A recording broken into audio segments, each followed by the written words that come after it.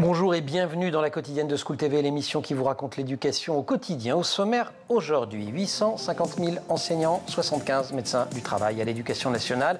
Autant dire que la prise en charge n'est pas toujours optimale. Comment le serait-elle avec si peu de moyens? Et quand on est en situation de handicap, cela a des conséquences très lourdes. On en parle avec Margot Turca. Elle est l'invitée du Grand Oral. Dans l'Anti-Sèche, on réveille notre culture générale cette semaine sur le thème des grands procès de l'histoire. Question du jour, qui a dit ? La femme a le droit de monter sur l'échafaud. Elle doit également avoir le droit de monter à la tribune. Réponse et explication dans moins de 10 minutes avec Jeanne Salmon-Fabiani. Et puis enfin, notre rendez-vous hebdomadaire avec Catherine Maury, dont on pousse la salle des profs. Elle nous partage ses secrets aujourd'hui. Comment obtenir le silence de la part des élèves. La quotidienne de School TV, c'est maintenant, c'est parti. Grand oral. Margot Turca, bonjour. Bonjour. Je suis ravi de vous accueillir. Vous êtes professeur d'art plastique et autrice de bande dessinée. Vous aviez publié chez Larousse Mon petit AVC en 2021. Vous racontiez comment votre vie a basculé le 17 novembre 2018 au cours d'un petit déjeuner. Un malaise, la perte de l'usage de la parole. Vous aviez alors 33 ans et un AVC assez massif. Vous revenez en librairie aujourd'hui avec Ça me prend la tête, toujours aux éditions Larousse. Et le livre, alors vous racontez un petit peu l'histoire de cet AVC, l'histoire de ce diagnostic qui met si longtemps à être formulé, de cette prise en charge totalement chaotique.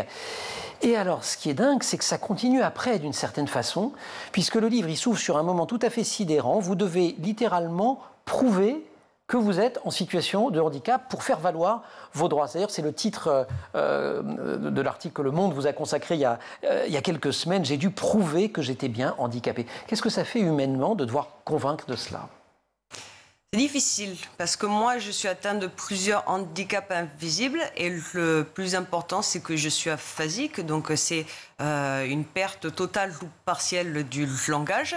Et comme ça se voit pas, on peut croire que je simule, mais en réalité, j'ai vraiment du mal à parler, des troubles de l'élocution, des difficultés à écrire, à lire et des fois même à comprendre. Et le justifier auprès peut-être de professionnels de santé qui ne sont pas formés à l'aphasie, ça peut être très embêtant. Et douloureux. Douloureux, oui, mais d'un autre côté, moi, j'ai aucun scrupule à mettre les pieds dans le plat. Donc si on a de la considération qu'on me parle mal, je peux très vite répondre. Donc voilà, c'est... Vous vous défendez. Je me défends. Vous racontez ensuite, toujours dans cette nouvelle bande dessinée, un mélange du côté de la médecine, à la fois de maltraitance, mais aussi de bienveillance. En fait, on a l'impression qu'on joue à la loterie. Vous pouvez tomber sur des docteurs. Il y en a une qui est absolument terrible. Je pense que vous aviez envie d'être très désagréable avec elle. Peut-être que vous l'avez été. Nous, on a envie de l'être, en tout cas. Et puis, à côté de ça, il y a des médecins merveilleux. Oui. Alors effectivement, le médecin désagréable, il est possible qu'elle se rappelle encore de moi parce que notre échange a été assez violent. Mais après, moi, ma chance, c'est effectivement d'avoir pu tomber sur des soignants extraordinaires que je fréquente depuis presque 7 ans et qui ont toujours été là pour moi. Et comme ils ont quasiment mon âge, il y a une sorte de relation amicale qui s'est créée entre nous avec un profond respect. Et je sais qu'au moindre souci... j'en suis au point où je peux dégainer mon téléphone portable et les appeler, quoi. Et j'aurai une réponse le plus vite possible. Je l'ai même fait pendant la période Covid alors qu'ils étaient sur le front. Donc, ils ont toujours été là pour moi. Et ça, c'est évidemment extrêmement précieux. Le livre et votre vie, ça a aussi été une découverte, presque une enquête pour vous qui, au départ, êtes professeur d'art plastique, donc ni sociologue ni journaliste, mais une enquête sur ce que c'est que le monde du handicap, sur comment les différentes professions l'abordent. Et alors, vous découvrez notamment le syndrome de Yentl. Oui. Racontez-nous. Alors, le syndrome de Yentl, c'est la différence de prise en charge entre les hommes et les femmes. Et ça a été théorisé dans les années 90 par une cardiologue américaine qui s'est rendue compte, effectivement, qu'on n'avait pas la même prise en charge quand on a des pathologies cardiaques, si on est un homme ou c'est une femme. Et du coup, maintenant, ça s'applique plus généralement à n'importe quel type de pathologie. Et moi, je me suis souvent demandé si le fait que je sois une femme jeune, sans facteur de risque, ça avait joué dans la non-prise en compte de mes symptômes d'AVC. Parce qu'on va quand même, on peut rappeler cette scène-là, on est en 2018, des maux de tête extrêmement violents, des vertiges, des difficultés d'élocution, et le premier médecin qui débarque vous dit Madame, prenez un ibuprofène et allez dormir. C'est le SAMU, pardon. De prendre un ibuprofène. Ouais. Et après, effectivement, c'est SOS médecin qui a pas compris ce qui se passait et qui lui a statué sur une migraine avec aura. Voilà. Alors, moi, j'en veux pas au SAMU parce que j'ai appris qu'à l'époque de mon AVC, les agents de régulation du SAMU n'étaient pas formés. Et en fait, je ne vois pas comment je pourrais en vouloir à quelqu'un qui peut-être n'a pas reçu la formation adéquate. Et limite, je le plaignais parce que s'ils font des erreurs, qu'est-ce qui se passe pour eux? Par contre, le médecin des SOS médecin qui m'a vu, qui m'a ausculté, qui est venu chez moi, je ne comprends toujours pas comment il a pu passer à côté de ça. Ouais. Et il y a une scène alors qui arrive bien plus tard et qui est absolument terrible que vous racontez cette fois dans cette nouvelle bande dessinée.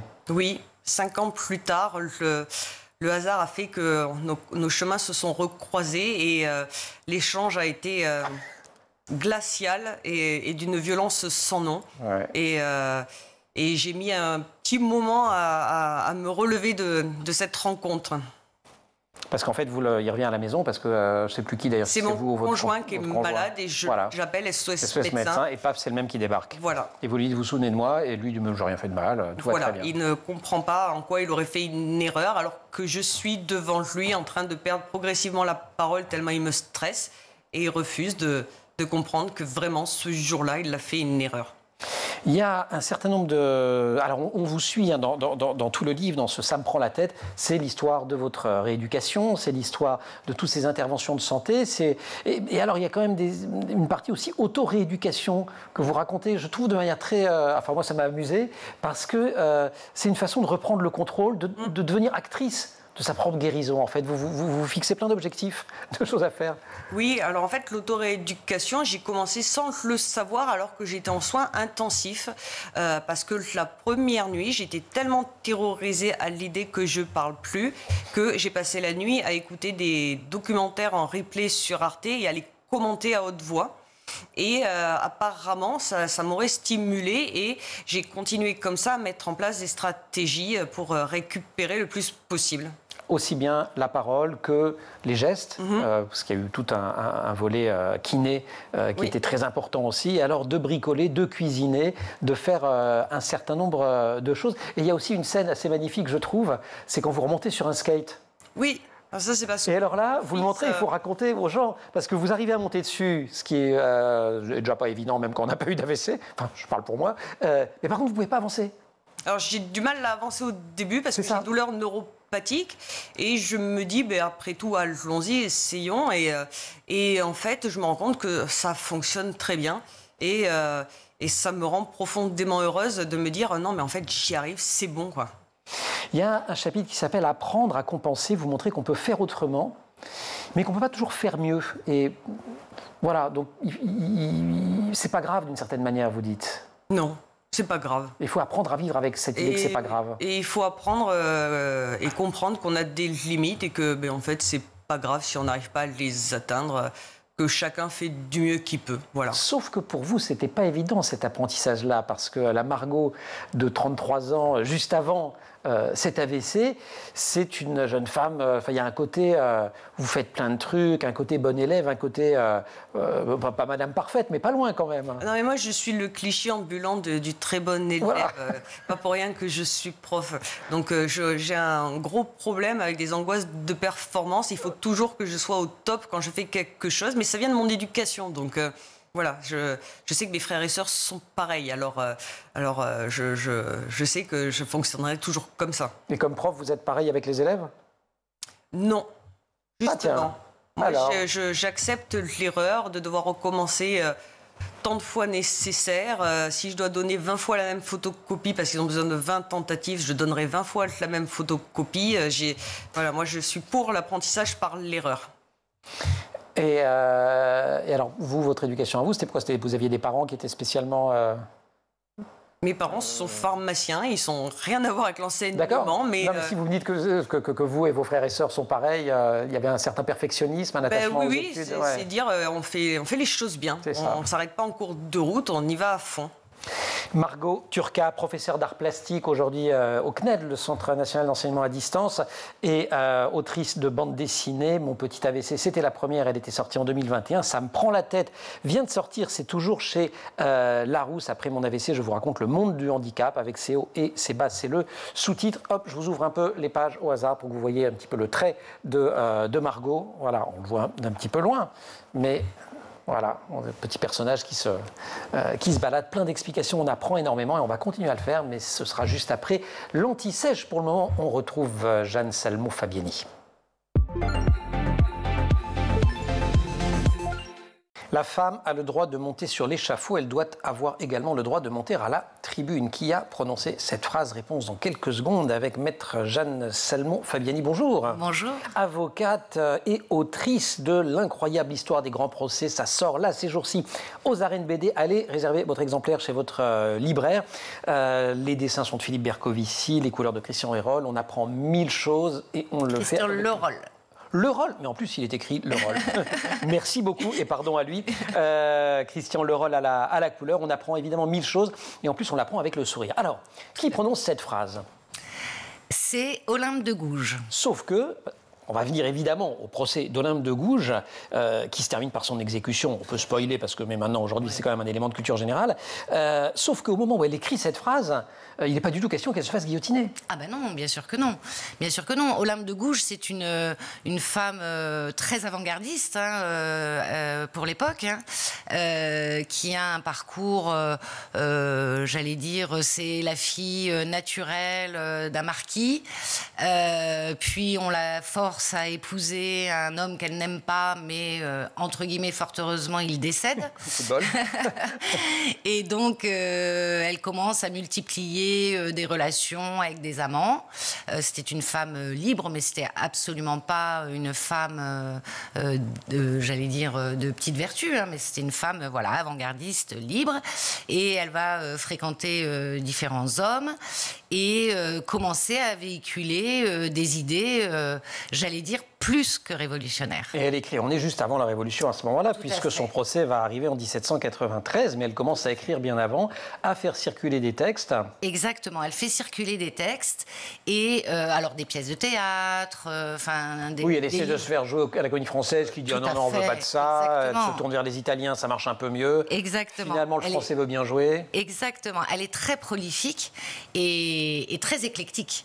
Mais elle a toujours un fil conducteur qui est les droits de l'humain et en particulier les droits de la femme. Pourquoi? Parce que bien sûr, il y a ce mouvement pour les droits de l'homme, il y a eu la Déclaration des droits de l'homme, donc voilà.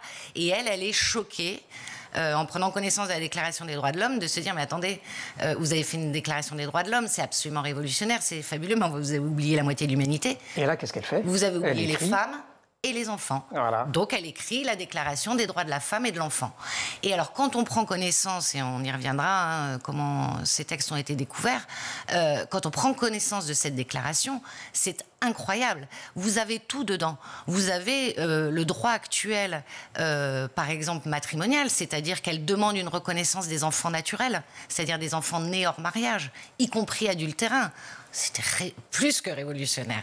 Elle a l'idée de notre actuel Pax. C'est-à-dire qu'elle dit, mais pourquoi vouloir obligatoirement qu'il y ait un mariage pour que des droits soient créés? On peut faire une union civile. On peut faire une union civile. Donc, en gros, c'est l'inventeuse du Pax. C'est ça.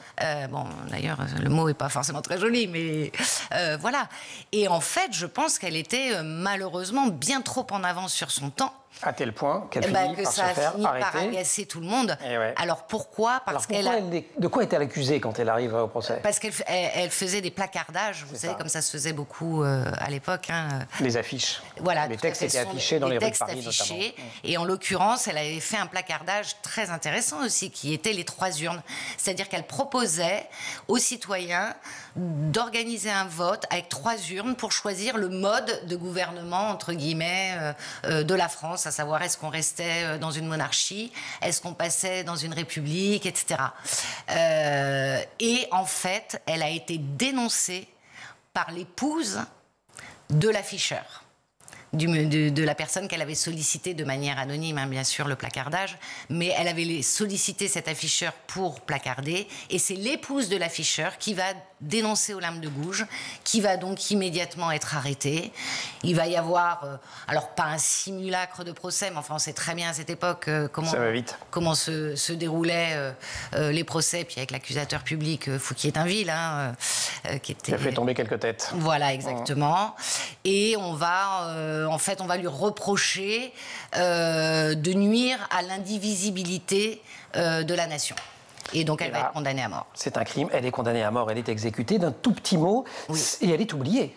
Parce qu'on en parle aujourd'hui, on dit pourquoi on a oublié Olympe de Gouges. En fait, il a fallu que ses travaux soient exhumés. Exactement. Et c'est une journaliste, Groult, Benoît dans les années 70, en fait. Oui, tout à fait. Qui redécouvre Olympe de Gouges. Qui redécouvre l'intégralité des textes et les publie.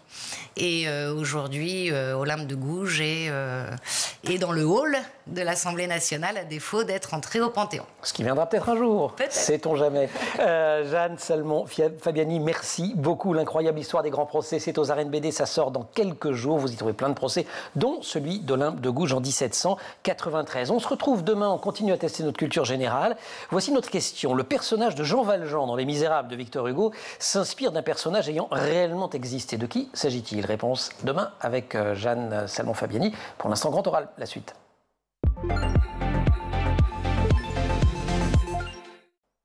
Margot Turca, professeure d'art plastique, autrice de bande dessinée, qui publie Ça me prend la tête chez Larousse, Le monde du handicap après un AVC. Margot, il y a quelque chose qui revient comme un fil rouge dans votre livre, c'est le stress. Oui. Avant l'AVC, vous en aviez déjà? J'étais très stressée. Et alors pendant et après, ça ne s'est pas arrangé? Voilà, je suis quelqu'un qui suis né stressé, je l'assume de le dire sans aucun souci. Avant mon AVC, j'étais dans une période de grand stress parce que ça n'allait pas avec mon chef d'établissement, donc nos relations étaient assez tendues.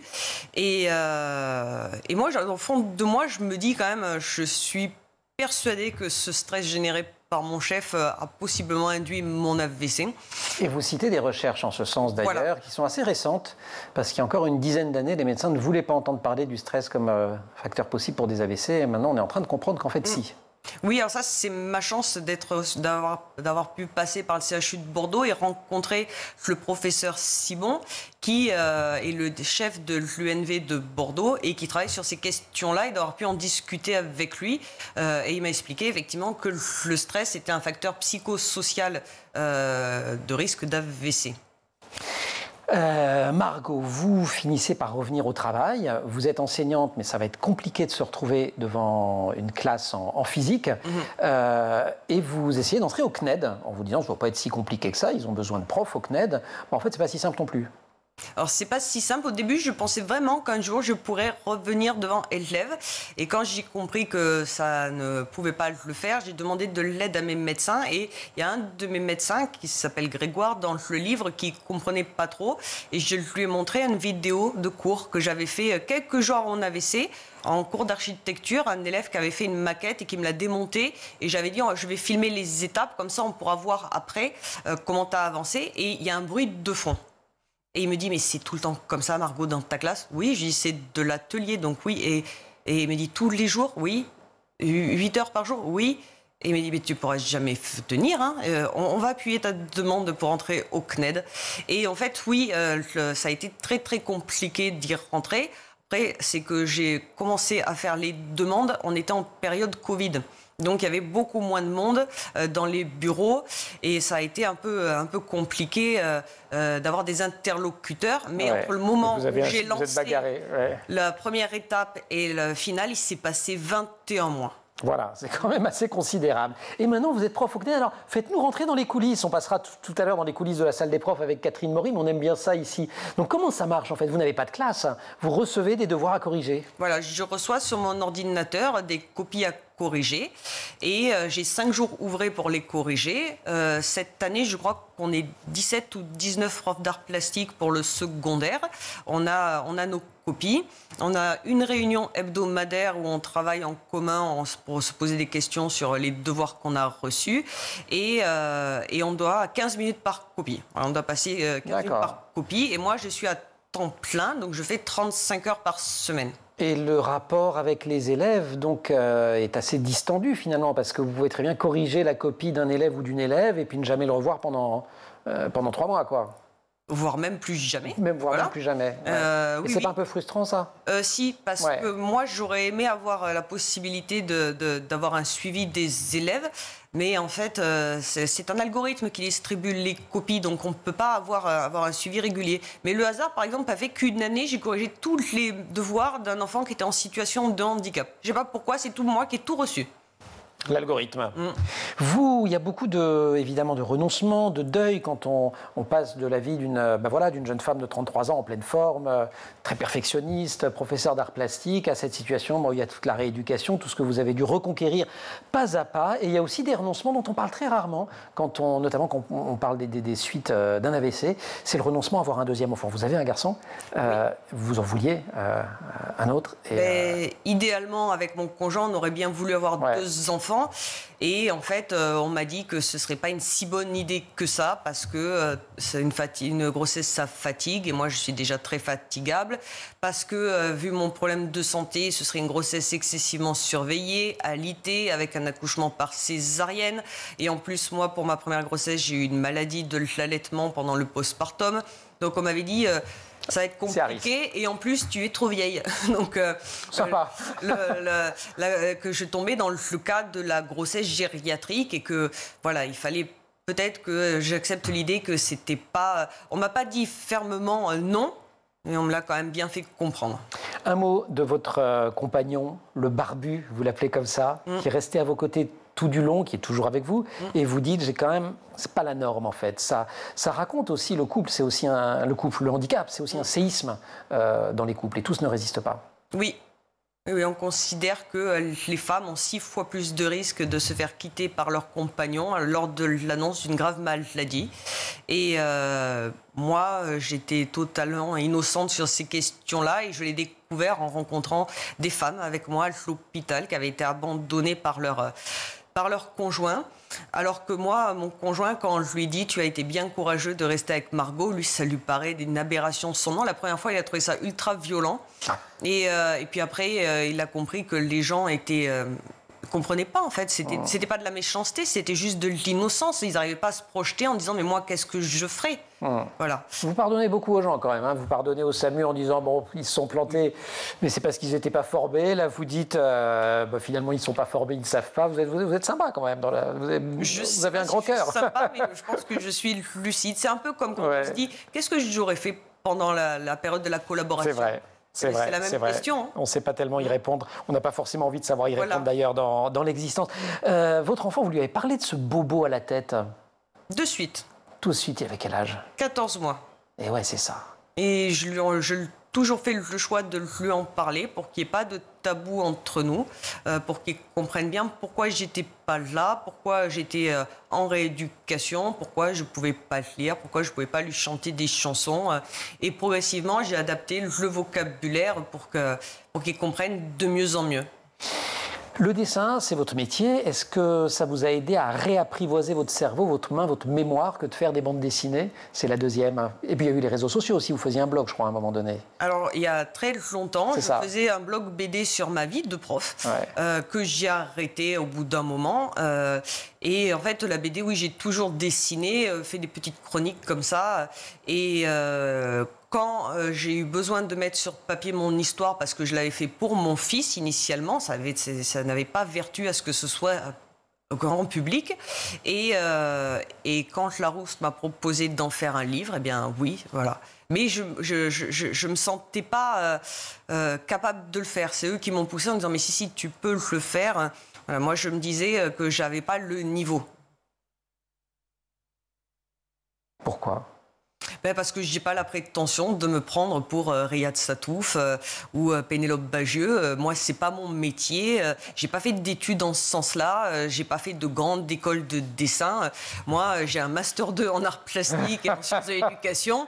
Voilà, bon, je ne connais pas assez le CV de Riyad Satouf ou celui de Pénélope Bagieux, qui sont de formidables dessinateurs, mais je ne suis pas certain qu'ils aient fait beaucoup. Si, ils ont fait des études. Oui. Oui, quand même, les deux. Bon, et ben moi je vais vous dire, elle m'a beaucoup plu votre bande dessinée, on y apprend plein de choses. Celle dont on a essayé de rendre compte à travers cet entretien, il y en a plein d'autres aussi sur la vie des personnes en situation de handicap. On vous a épargné la MDPH, le cauchemar administratif, les papiers qu'il faut faire et refaire en permanence. C'est un ouvrage extrêmement riche, aussi bien sur la découverte de soi, la découverte des autres, et tout simplement le pays dans lequel on vit et le sort qu'il réserve, parfois en très bien d'ailleurs, et parfois en moins bien aux personnes en situation de handicap. Margot, merci mille fois de nous avoir rendu visite sur le plateau de La Quotidienne. On va pousser les portes d'une salle des profs pour rencontrer une autre enseignante, Catherine Maury, et elle va vous livrer ses petits trucs à elle pour obtenir le calme en classe.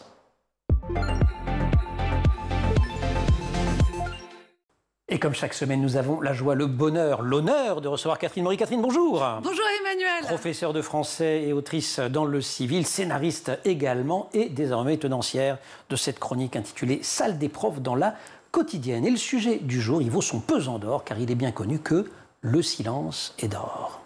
Est-ce que vous savez, Emmanuel, ce qui est le plus dur dans le métier de prof? Épinards sauce béchamel de la cantine mis à part, évidemment. Non, je ne sais pas. Eh bien, le plus dur, c'est que à chaque rentrée, inévitablement, les élèves ont le même âge. Ouch. Tandis que nous, les profs, chaque rentrée, inévitablement, on a un an de plus. Un an de vieillerie en plus, mais heureusement, un an d'expérience en plus. Ben voilà, la bouteille. Heureusement, car toute l'année durant, nous allons devoir lutter contre cette hydre redoutable, cette hydre aux 100 têtes coupées en une, 2 repousseront, j'ai nommé le bavardage. C'est un sujet plus sérieux qu'il n'y semble d'ailleurs. Mais oui, puisque regardez les tests PISA. Donc la France obtient des résultats moyens aux tests PISA, mais elle peut se targuer d'arriver en 2e position en ce qui concerne le climat de travail. Ah bah alors 2e en partant du bas. Mon classement préféré. Voilà, donc papotage, retard, désordre en tout genre. Sur les 72 pays de l'OCDE, nous arrivons à l'avant-dernière place, tout juste devant la Tunisie. Merci la Tunisie. Merci la Tunisie. Bah ouais, grave. Les élèves sont d'ailleurs les premiers à s'en plaindre. Oui, j'allais vous le demander. Et alors ça, c'est assez drôle parce que durant les vies de classe, nous autres enseignants, parfois on doit se pincer quand on voit des éléments qui ont un organe buccal, mais alors aussi bien pendu qu'une langue de belle-mère. Rien à voir avec votre belle-maman, Emmanuel, je parle bien sûr des accessoires de cotillon. Ça s'appelle une langue de belle-mère. Évidemment. Tenez, j'en ai une pour vous. Ah, génial. Mais allez-y. Voilà, et vous donc donnerez les le carnet. Et donc, on a la stupéfaction de voir ces élèves, donc jaseurs, jacteurs, jacasseurs, prendre tout à coup un air sévère et un œil réprobateur et déplorer le bavardage, sans d'ailleurs avoir pensé à lever la main au préalable pour demander la parole. C'est pourquoi aujourd'hui je m'adresse surtout à mes jeunes collègues et je voudrais vous faire partager mes 10 trucs de vétérane pour avoir le silence. Vétérane, ça n'existe pas. Alors, exact, c'est un néologisme. Alors, vous savez, Emmanuel, que les dictionnaires, ce sont des gros lâches bassement consensuels qui finissent toujours par se plier à l'usage. Et oui, c'est ça. Et donc, c'est pourquoi il faut être un peu entreprenant pour forcer leurs portes. Je vais donc aujourd'hui vous donner mes 3 premiers trucs de vétéraneux pour bâillonner cette grenouille à grande bouche qui, pour moi, est la meilleure allégorie du bavardage. Voilà, on la voit. On la voit. Avec quelle super. tête de grosse coquille. Alors, premier truc, il y en a 3. Premier truc, dès la rentrée, placer les élèves en alternant filles-garçons. Ça se parle pas. Ouais, beaucoup moins. Voilà, 2 filles côte à côte, 2 garçons côte à côte seront généralement beaucoup moins bavards qu'un binôme mixte. Surtout, jeunes collègues, sachez que très souvent, les élèves les plus perturbateurs auront l'obligeance de s'auto-désigner avant même la première heure de cours. Donc, les élèves, la classe est rangée devant la salle, plus ou moins bien, et à l'arrière, il y a un groupuscule 3, 4 élèves. Donc ils ont un sac particulièrement léger et une physionomie particulièrement morne en ce jour de rentrée. Eh bien, ce seront généralement les plus vigoureux perturbateurs de votre cohorte. Donc vous leur réservez 4 places aux 4 points cardinaux. 4 points cardinaux. Et ça y est, vous les avez séparés. C'est le premier truc, il y en a 2 autres. Il y en a 2 autres. Deuxième truc, distribuer en début d'année le règlement de votre cours. Vous y aurez précisé les punitions encourues en cas de comportement inapproprié. Pire. Alors, par exemple, si un élève bavarde, je prends son carnet, je le mets sur mon bureau et s'il recommence, j'écris un mot quelque peu désobligeant à l'intention de ses parents. Mais l'important, c'est de faire signer ce règlement par les élèves et comme ça, ils ne pourront plus contester vos décisions disciplinaires durant toute l'année. Il y a un petit sursis, mais ça marche votre truc? Alors, ça marche à condition d'appliquer le 3e truc, c'est-à-dire qu'il faut suivre scrupuleusement ce règlement et ce, dès que la grenouille à grande bouche commence à l'ouvrir. Voilà, nous les profs, on n'aime pas du tout faire de la discipline. On devient enseignant par goût de la transmission, pas du tout par goût de la sanction. Il faut donc se forcer, et ce, dès que le plus petit foyer de bavardage s'allume, il ne faut pas laisser la classe s'embraser. Je siffle la fin de cette chronique. Okay. La prochaine fois, je vous donnerai mes 7 autres trucs pour faire taire les pipelets. Vous recommencez vétérane et pipelet. Et voilà. Eh bien, oui, mais alors pipelet, c'est dans le dictionnaire, c'est le masculin de pipelette. Et ça vient même d'un personnage fictif d'Eugène Sue qui s'appelait Monsieur Pipelet et qui était concierge de son état. Et ça, c'est une antonomase, Madame Exactement. Et ben, j'allais vous le demander, c'est bien. C'est une antonomase. Ouais, une antonomase, c'est un mot qui donne son nom à quelque chose. Voilà, et j'en ai une autre qui est sérendipité. J'aime beaucoup parce que c'est une antonomase littéraire. Vous saviez ça? Non, je ne connaissais pas celle-ci. Eh ben, c'est Horace Walpole en 1754 qui, s'inspirant d'un conte persan, écrit Les Trois Princes de Sérendip. Et après, c'est devenu le mot de sérendipité, le fait de faire des trouvailles grâce à des rencontres. C'est génial, non? Génial, très bien, ça me plaît beaucoup. C'est formidable. Merci beaucoup, Catherine. À la semaine prochaine. Merci, Emmanuel. Merci beaucoup aussi à toute l'équipe de l'émission, puisque la quotidienne, c'est fini pour aujourd'hui. Au maquillage, Laure Audemont, Marine Plantec à la préparation de l'émission qui est en régie avec Saïd Mamou au son et Romain Luc à la réalisation. Vous restez sur School TV et vous retrouvez la quotidienne H24 sur Internet et sur les... Marche pas bien, les réseaux sociaux.